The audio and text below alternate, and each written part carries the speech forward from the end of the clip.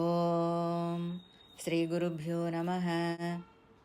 వాగర్ధవివ సంపృక్తౌ వాగర్ధ ప్రతిపత్తయే జగతః పితరౌ వందే పార్వతీ పరమేశ్వరౌ. ఈరోజు మనం శృంగి మహర్షి గురించి తెలుసుకుందాం. అంగీరస మహర్షి సంతతి వాడైన శమీక మహర్షి కుమారుడు ఈ శృంగి. తండ్రిని మించిన తనయుడు. ఒకరోజు హస్తినాపుర చక్రవర్తి అయిన పరీక్షిత్ మహారాజు వేటకై అడవికి వెళ్ళి చాలా జంతువులను వేటాడిన వాడై వాటి వెనకాల పరిగెత్తుట వలన అలసిపోయి నోరిండిపోయి దాహంతో వెతుకుచూ శమీక ముని ఆశ్రమాన్ని చేరుకున్నాడు. ఆ సమయంలో శమీకుడు గాఢమైన తపస్సులో ఉన్నాడు.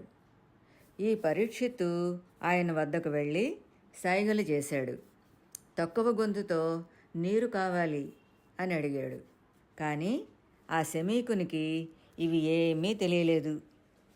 తన మాటలు వినలేదు అనే కోపంతో చచ్చిపోయినటువంటి ఒక పామును తెచ్చి శమీక మహర్షి మెడలో వేశాడు.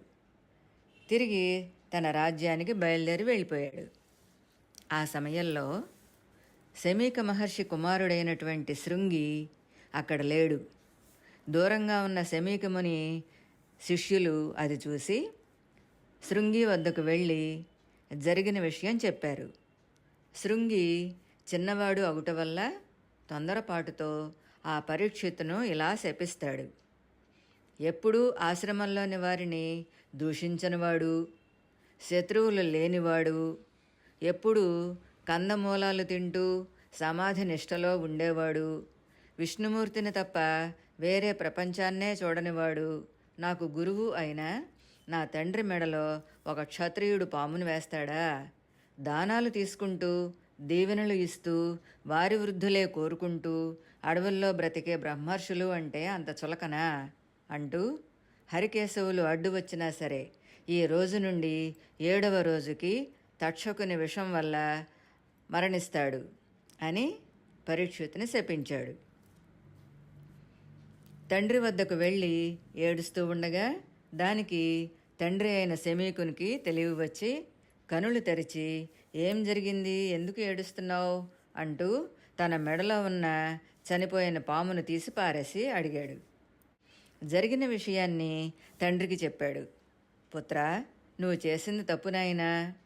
మహర్షులు శాంతంగా ఉండాలే కానీ కోపం చూపించకూడదు.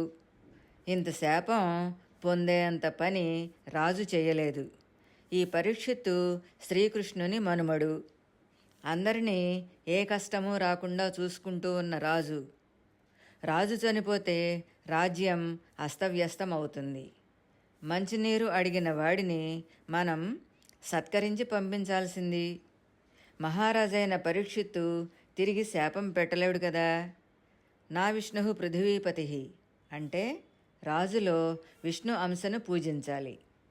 కోపం తెచ్చుకొని శపించకూడదు. శాపాన్ని మళ్లించు అన్నాడు. తండ్రి అలా మందలించేసరికి శృంగి శాపాన్ని తిరిగి తీసుకునే శక్తి తనకు లేదు అని బాధపడ్డాడు. ఈ మాట విన్న శమీకుడు చాలా బాధపడి తన శిష్యుడైన ఒక ముని కుమారుని పిలిచి ఆ మహారాజుకు శృంగి పెట్టిన శాప వృత్తాంతం తెలియచేసి రమ్మని పంపాడు. ఆ ముని బాలకుని ద్వారా శాప వృత్తాంతాన్ని విన్నవాడై పరీక్షిత్తు ఇలా ఆలోచించాడు. శమీకుని పట్ల తాను చేసిన తప్పు తెలుసుకొని దైవయోగాన్ని దాటడం ఎవరికీ సాధ్యం కాదు. చేసిన పాపానికి కీడు అనుభవించక తప్పదు. ఇలా తాను చేసిన పనికి పశ్చాత్తాపం చెందిన పరీక్షిత్తు తన కుమారుడైన జనమేజయునకు రాజ్యాధికారాన్ని అప్పగించి భూలోక భోగాలను విసర్జించి హరిచరణాలను స్మరిస్తూ గంగానదీ తీరంలో ప్రాయోపవేశంలో ప్రవేశించాడు. ఆ సమయంలో ఆయనను చూడటానికి బ్రహ్మర్షులు, రాజర్షులు, దేవర్షులు, మహర్షులు రాగా వారికి అర్ఘ్యపాద్యాదులు ఇచ్చి ఏం చేస్తే తనకు 7 రోజుల్లో ముక్తి కలుగుతుందో చెప్పమని వారిని ప్రార్థించాడు. దీనిని గురించి మునులు అంతా ఆలోచిస్తూ ఉన్న సమయంలో వేదవ్యాస ముని కుమారుడైన సుఖమహర్షి అక్కడకు వచ్చాడు. ఈ దేహానికి ఏం చేస్తే, ఏం వింటే, దేనిని సేవిస్తే ఈ సంసారాన్ని విడిచే స్థితి కలుగుతుందో చెప్పమని సుకుని అడిగాడు. 7 రోజులలో భాగవత కథలను వింటే ముక్తి లభిస్తుంది అని మహర్షులు తెలియచేయగా ఆ భాగవత కథలను తనకు వినిపించి ముక్తి మార్గాన్ని ప్రసాదించమని సుకుని కోరాడు. పాలు పిండేంత సమయమైన ఒక్కచోట నిలబడిన సుకుడు అతని ప్రార్థనను మన్నించి భాగవత కథలను వినిపించడానికి అంగీకరించాడు.